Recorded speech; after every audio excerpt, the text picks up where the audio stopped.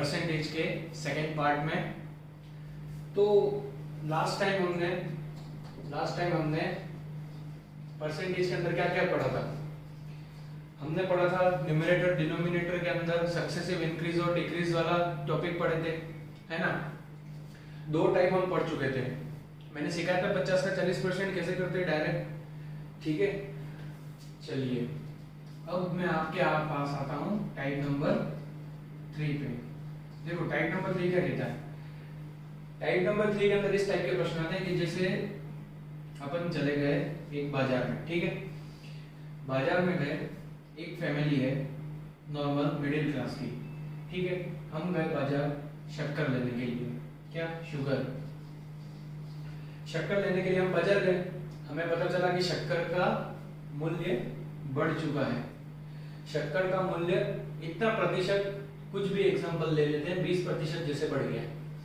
तो उस बढ़ते हुए मूल्य के ऊपर हम लोग कितना खर्च करें जिससे हमारा मंथली एक्सपेंडिचर यानी अपनी जो खपत होती है वो उस पर कोई असर ना पड़े। देखिए मेरी बात सुनो, कितनी खपत करें जिससे अपने ऊपर अपनी मंथली एक्सपेंडिचर पे कोई असर ना पड़े। तो चलिए आगे देखते हैं। पहला प्रश्न, जैसे ये शुगर है यानी शक्कर, ठीक है। एक शक्कर के मूल्य में 20% की वृद्धि हो जाती है। शक्कर के मूल्य यानी शुगर के मूल्य में 20% की वृद्धि हो जाती है।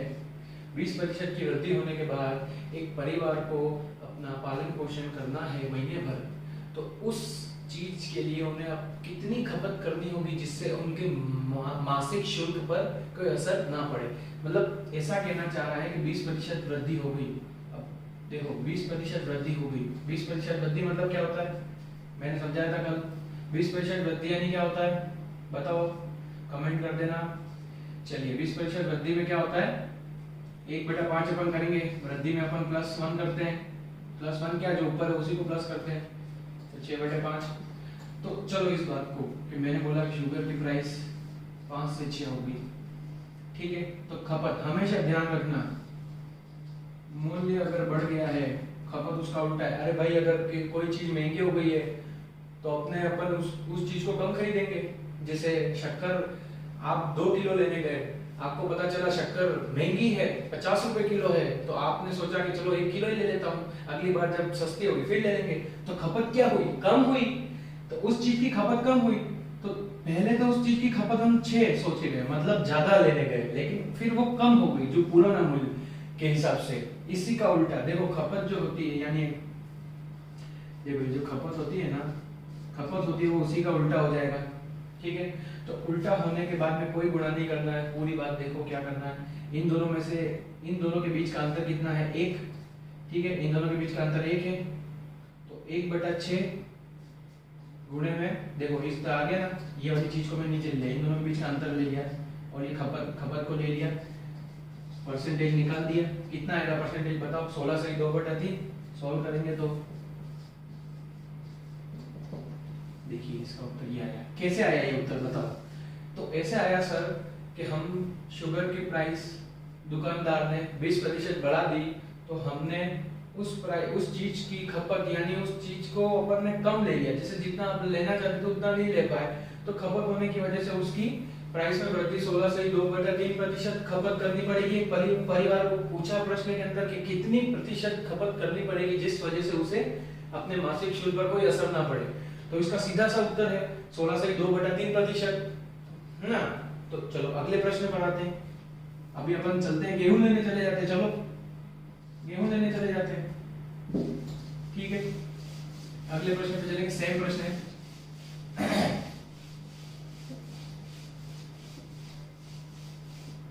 चलिए आते हैं अगले प्रश्न पे। एक ग्राहक दुकानदार के पास में गेहूं लेने गया। गेहूं का जो ओरिजिनल मूल्य था उसमें उसने वृद्धि कर दी, कितनी, 30% की। 30% की गेहूं के मूल्य में वृद्धि होती है, तो एक परिवार को कितना प्रतिशत खपत करनी होगी जिससे उसके मासिक शुल्क पर कोई असर ना पड़े। तो दिया कितना खपत करनी पड़ेगी, अभी बताया था आपको 30% वृद्धि यानी क्या होता है, 3/10, 10 पे 3 जोड़ा कितना 13/10 है ना, जो ऊपर है उसी को तो जोड़ना है, तो 10 का कितना हो गया 13। ठीक है, खपत कितनी हुई उसी का उल्टा, मैंने बताया था मूल्य का उल्टा खपत हो गया। ठीक है, उसकी खपत हो गई उल्टी।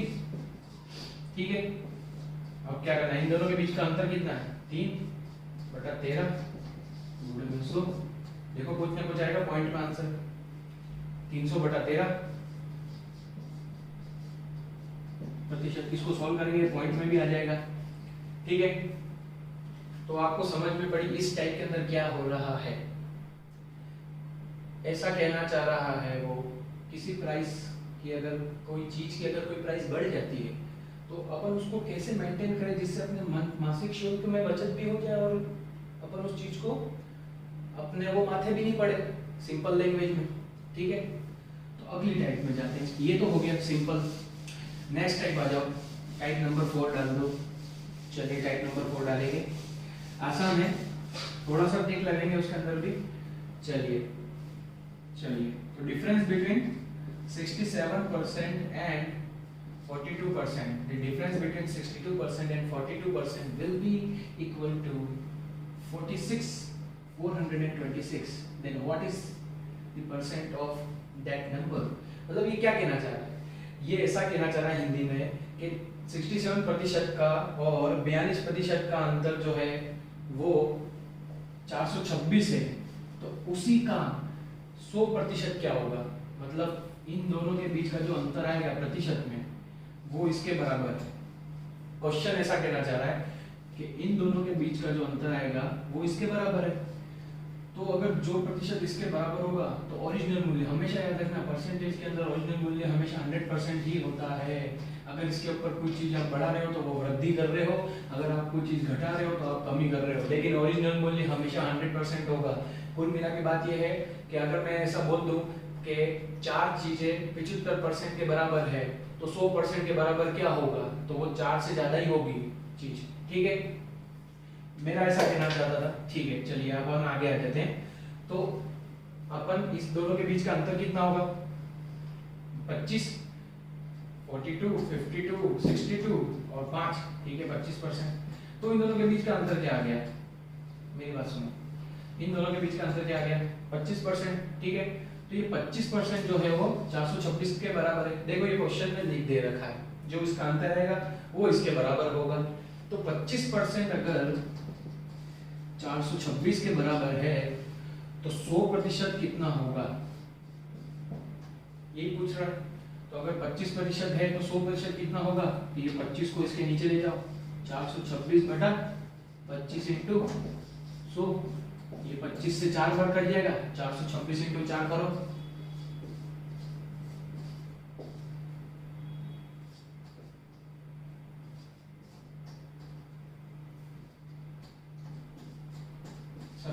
उत्तर आएगा।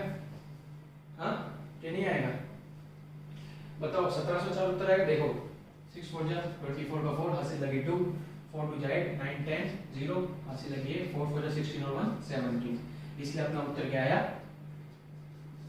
100% मूल्य कितना होगा उसका 1704, और इसी का 25% मूल्य कितना होगा 426।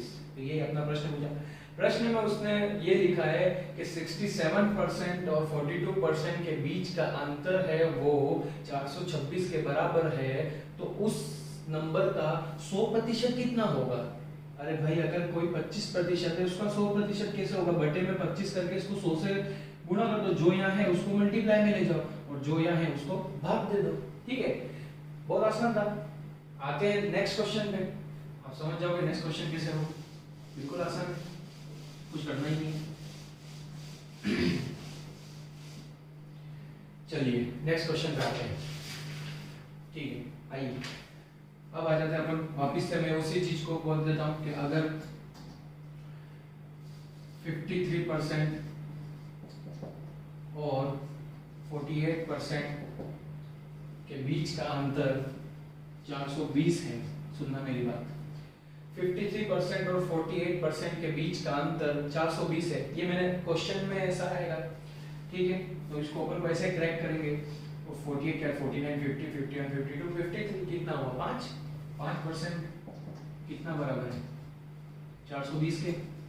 तो 100% किसका होगा समझ गए होगे आप लोग। 420 बटे 5 इंटू 100, 5 से कट गया ये 20 बार, ठीक है। अरे कट गया कि नहीं, चलिए कट गया। 420 को अपन 20 से गुणा करेंगे तो कितना आएगा 8400। 42 इंटू 2 कितना होता है 84। आसानी से अपना उत्तर आ गया। तो 100% उत्तर कितना होगा इसका 8400। अगर ऐसा पूछ ले, सुनो मेरी बात, 100% ये भी पूछे, अगर ऐसा पूछ ले कि 5% संख्या इसकी 420 है तो उसका 75% कितना होगा, तो उसका 25% कितना होगा, तो उसका 40% कितना होगा, ये कुछ भी पूछ ले, मल्टीप्लाई में ये चीज चली जाएगी जो यहाँ पूछ रहा है। समझ गए उसकी बात को। इसलिए 100% से आपका ऐसा नहीं है कि 100% ही पूछेगा, कुछ भी पूछ सकता है, 40% भी पूछ सकता है, 75% भी पूछ सकता है। करना क्या है, भाग ही तो देना है, गुणा ही तो करना है, आसान बात। अब समझे वृद्धि और कमी कितनी काम आएगी। वृद्धि करने में क्या होगा, लास्ट वाला में समझ गया, मैंने बोला हर टाइप एक टाइप से जुड़ा हुआ होगा अगले वाले से। ये टाइप नंबर 4 था, ठीक है, ये टाइप नंबर 4 था।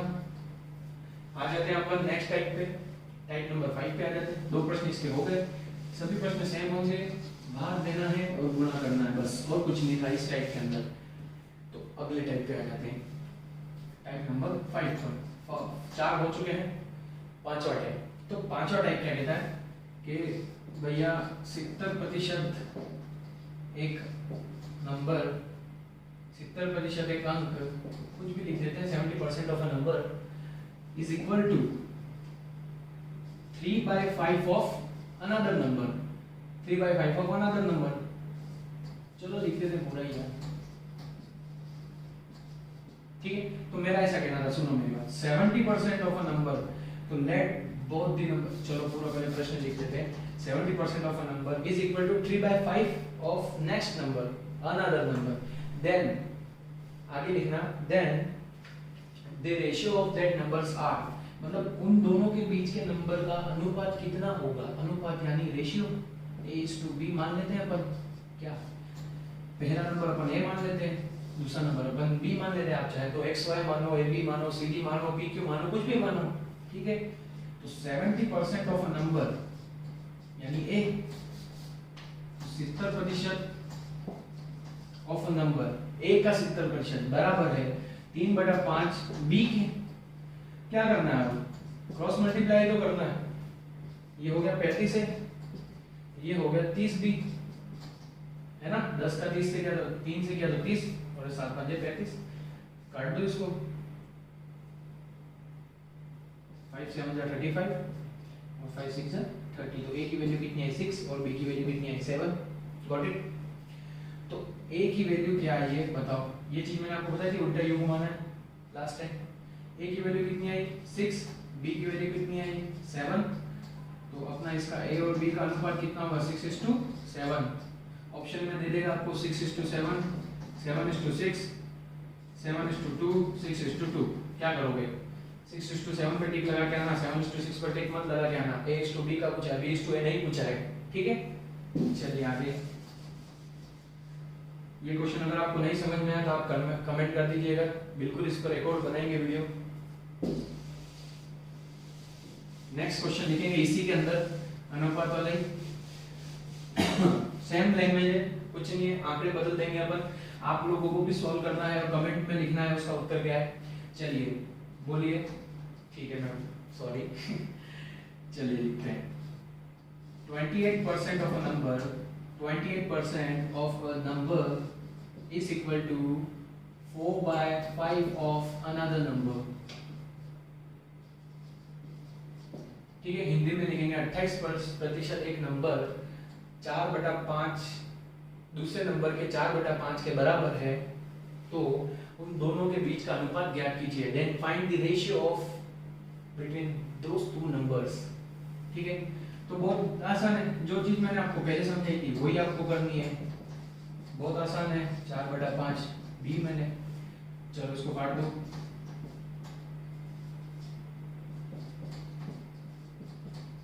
7 5 वापिस 35 ही रखें, क्या बात है। और 25 चौक 100 कटेगा, ये अब नहीं कटेगा, कितना आया 20:7 20:7। कहीं पर डाउट, कहीं पर भी डाउट हो कमेंट कर देना, बिल्कुल आपकी डाउट का निवारण किया जाएगा। तो मैंने बताया ये सिर्फ उल्टा यू घुमाना सीख जाओ, तुरंत खत्म बात। क्या टाइम लगा इसमें, 20 सेकंड का प्रश्न है ये खाली, ठीक है। ये वाला टाइप आपको समझ में आ चुका है। हम आगे बढ़ेंगे टाइप नंबर 6 पर। तो टाइप नंबर 6 क्या कहता है ये बताओ, टाइप नंबर 6 पर आगे, ठीक है। तो टाइप नंबर 6 है, देखो वृद्धि और कमी कहाँ काम आएगी वो आपको भी पता चलेगा, देखना। तो टाइप नंबर 6 क्या कहता है अपना, उसके अंदर जैसे एक प्रश्न है हिंदी में, जैसे खिलौने की दुकान में एक दुकानदार ने ग्राहक से 33% अधिक कीमत ली, यदि उसने उस खिलौने के 4,921 रुपया लिया तो खिलौने की लागत मूल्य क्या होगी। मतलब ये क्या कहना चाह रहा है, ये यूं कहना चाह रहा है कि खिलौने की एक दुकान है भैया, ठीक है, इसने एक बच्चे से 33% अधिक मूल्य लिया, अधिक मूल्य यानी 100 पर 33, समझाया था मैंने, 133%, 33% अधिक मूल्य लिया। उस मूल्य की राशि दे रखी है प्रश्न के अंदर, ध्यान से, उस मूल्य की राशि कितनी दे रखी है, 4,921 रुपया। उस मूल्य की राशि दे रखी है 4,921 रुपया। तो उसका पूछा है कि उस खिलौने की मूल्य क्या होगी, ऐसा पूछा उसने। मतलब खिलौने की लागत मूल्य क्या है, लागत मूल्य क्या 100, लागत मूल्य तो 100 ही है। क्या कह रहा है, उस दुकानदार ने उससे 33% अधिक लिया, अधिक मूल्य लिया 33%, जो मूल्य उसने लिया वो भी दे रखा है, उसका प्रतिशत भी दे रखा है। तो हमको क्या निकालना है, उसका लागत मूल्य ही तो निकालना है। लागत मूल्य यानी क्या 100% ही होगा, 100 ही होगा। तो ये अगर 133% मतलब 33% तो उसने प्रॉफिट लिया है ना उसके अंदर, उसका लागत मूल्य तो अपने लेना ही पड़ेगा। तो चलो उसने बोला लागत मूल्य ज्ञात कीजिए, तो लागत मूल्य हमने बोला 100% है सर। 100% कितना होगा, तो 4,921 बटे में 133 गुणे में 100। क्यों गुणे में 100, 100% लागत मूल्य पूछा है उसने अपन को। अगर लागत मूल्य 100 से कम होगा तो वो फिर ऐसा हो ही नहीं सकता, ऐसा तो हो ही नहीं सकता, हमेशा मूल्य 100% के ऊपर नीचे ही होगा, या तो वो कम होगा। अगर कम होता तो दुकानदार ने उससे 33% कम लिए, यूं आता प्रश्न के अंदर, ठीक है। तो उसका लागत मूल्य निकालना होता है। अब इधर इसने बोला ज्यादा लिए, तो अपन को ज्यादा का मूल्य भी दे रखा है, 133% कुल मिला के दे रखा है 4,921 रुपया। तो उसको अपन को ओरिजिनल वैल्यू निकालनी है। तो उस ओरिजिनल वैल्यू की मैंने आपको बताया था अभी लास्ट क्वेश्चन में भी कैसे निकालते हैं। तो इसको अपन सॉल्व करेंगे, कैसे करोगे,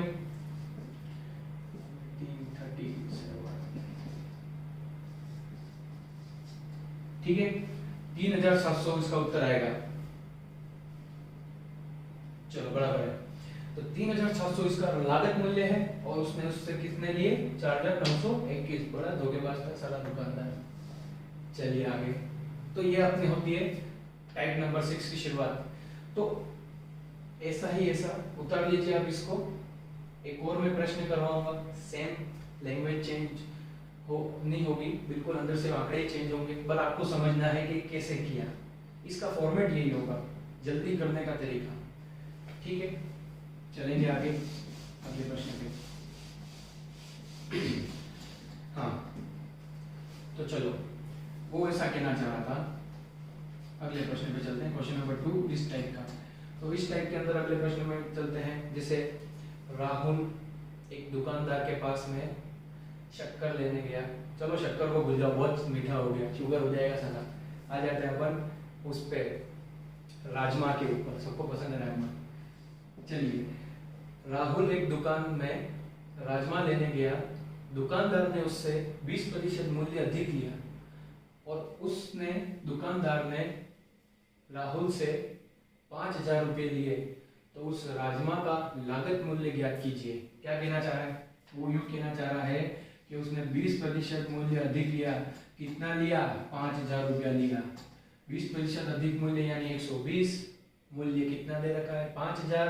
अपन को क्या ज्ञात करना है, 100। देखो मैंने उस टाइम पे किया तो अभी 2 लाइन में खत्म क्वेश्चन, समझिए। प्रैक्टिस आपको एक एक टाइप के कम से कम 20 से 30 क्वेश्चन तो करने ही होंगे, ठीक है।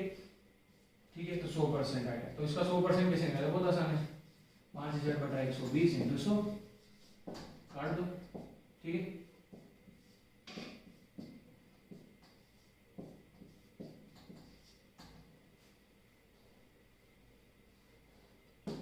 इसको और काटेंगे, 25 दिया, 25 पंजे 125, 0/3,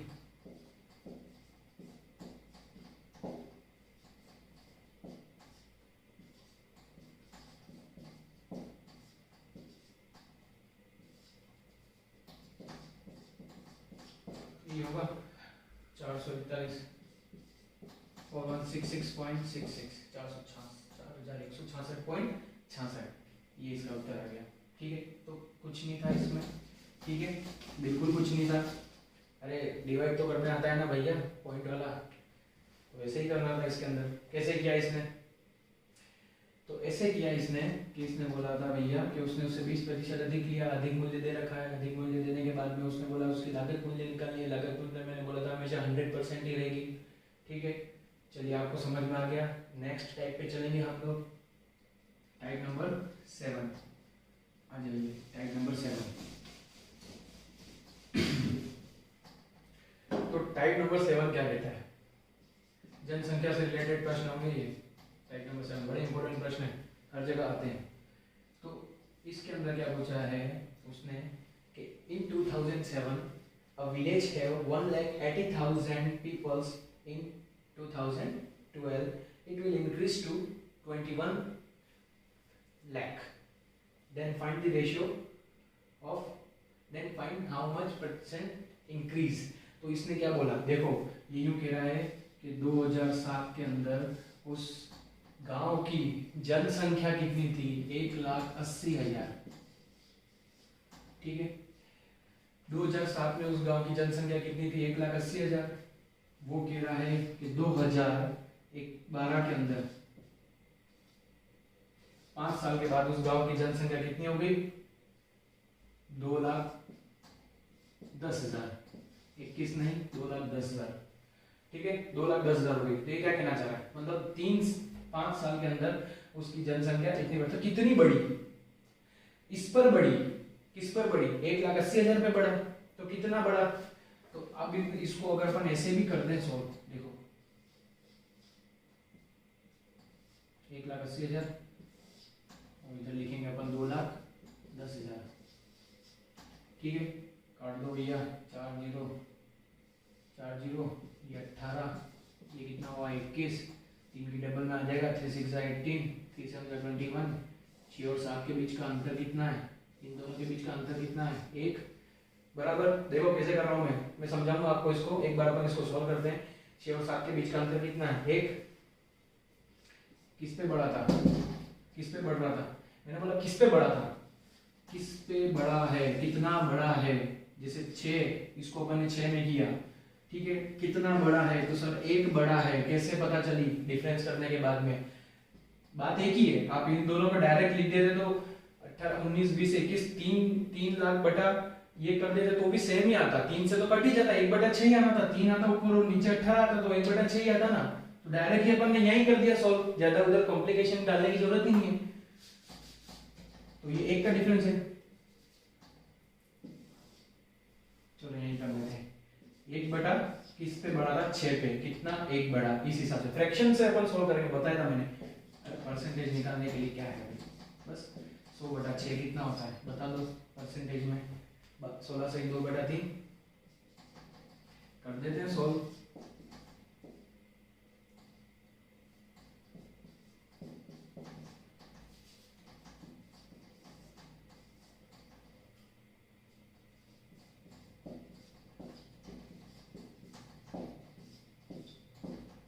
वही 16 से 2/3 ही लिख देंगे, इसको मत करो। 16 से 2/3 आ गया उत्तर। तो इसका उत्तर क्या आ गया, 16 से 2/3%। समझ गए कैसे आया 16 से 2/3%। अब मैं आपको एक बार फिर से समझाता हूँ इस प्रश्न को कैसे समझ। देखो उसने ऐसा कहा था कि 2007 के अंदर उसकी जनसंख्या कितनी थी, 1,80,000 उस गांव की जनसंख्या। 2012 के अंदर उसकी जनसंख्या कितनी हो गई, 2,10,000 हो गई। ठीक है, तो हमने क्या किया, 1,80,000 लिख दिया और 2,10,000 लिख दिया, बढ़ रही है। इन दोनों को अपन ने फ्रैक्शन से सॉल्व कर दिया, काट कूट के जितना नीचे तक ला सकते हो ले आए। फिर दोनों के बीच का अंतर निकाला, किस पे, इस पे ही बढ़ रहा है भैया।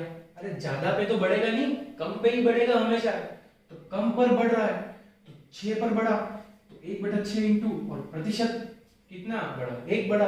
फ्रैक्शन के हिसाब से कितना बढ़ा, 1 बढ़ा, किस पर, 6 पर। उसको प्रतिशत में कन्वर्ट करने के लिए क्या किया अपन ने, इंटू 100 ही तो किया है। 16 से 2/3% आ गया जनसंख्या से रिलेटेड। एक और प्रश्न करते हैं अपन,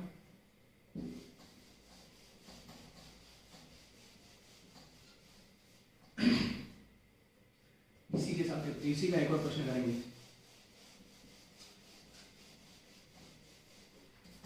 इसी में एक और प्रश्न करते हैं नेक्स्ट। चलिए देखो, एक गांव में 2006 में जनसंख्या 5 लाख थी।